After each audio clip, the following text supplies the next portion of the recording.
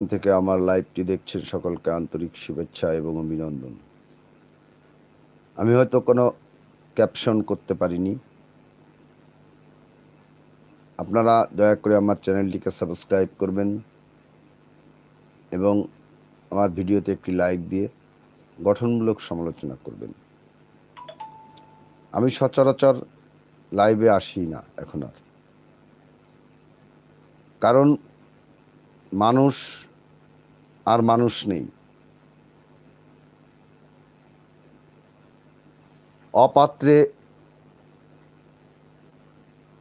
যখন পাত্রী হস্ত করা হয় তখন পাত্রীর পিতার যে পালস রেট বেড়ে যায়, সেটি যে রকমের আমরা বুঝতে পারি না,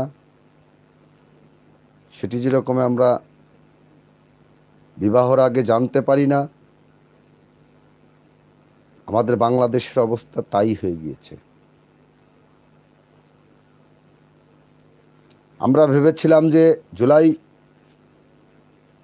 অভ্যুত্থানের আমাদের যে হিরো বনে গিয়েছিল যারা, তারা বোধহয় দেশটা নিয়ে ভাববে, দেশের মানুষ নিয়ে ভাববে, দেশের কথা চিন্তা করবে, দেশের মানুষের কথা চিন্তা করবে, আমরা এটা ভেবেছিলাম। কিন্তু পক্ষান্তরে আমরা কি দেখলাম? তারা আজ নিজের আখের গোছানোর জন্য 20 কোটি জনতার জীবন নিয়ে সিনেমিনি খেলছে। যাদেরকে আমরা ক্ষমতা হস্তান্তর করেছি, তারা ক্ষমতায় থাকার জন্য নানা তাল বাহানা করে যাচ্ছে। আজকে বিচারকদেরকে নিয়ে নানা ধরনের কটূক্তি করা হচ্ছে। বাংলাদেশ পুলিশ প্রশাসনকে নিয়ে যা না তাই করা হচ্ছে। বাংলাদেশের বিচার বিভাগকে কোণঠাসা করা হচ্ছে। বাংলাদেশের মানুষের জীবন নিয়ে সিনেমিনি খেলা হচ্ছে। আজকে ডক্টর ইউনূস সাহেব পদত্যাগ নাটক করে আজকে বাচ্চা কিছু ছেলেরা,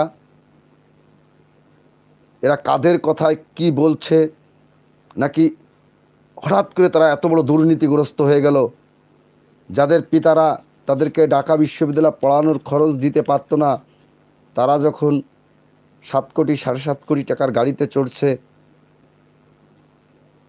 তাদের যখন যারা মধুর ক্যান্টিনে চা খেতে পারতো না, তারা যখন কোটি কোটি টাকার মালিক বনে যাচ্ছে, যে এই দেশের রাজনীতি সম্পর্কে তার কোনো ধারণাই নেই,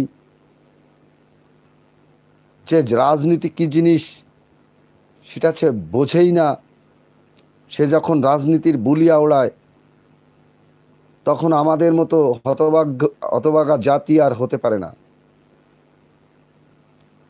আমি কোট করে যদি বলতে পারি, রাজনীতি অর্থ তো মানুষের জীবন নিয়ে সিনেমিনি খেলা নয়। আজকে সারজিৎ, নাহিদ ইসলাম, হাসনাত আবদুল্লাহ, ওই হান্নান মাসুদরা,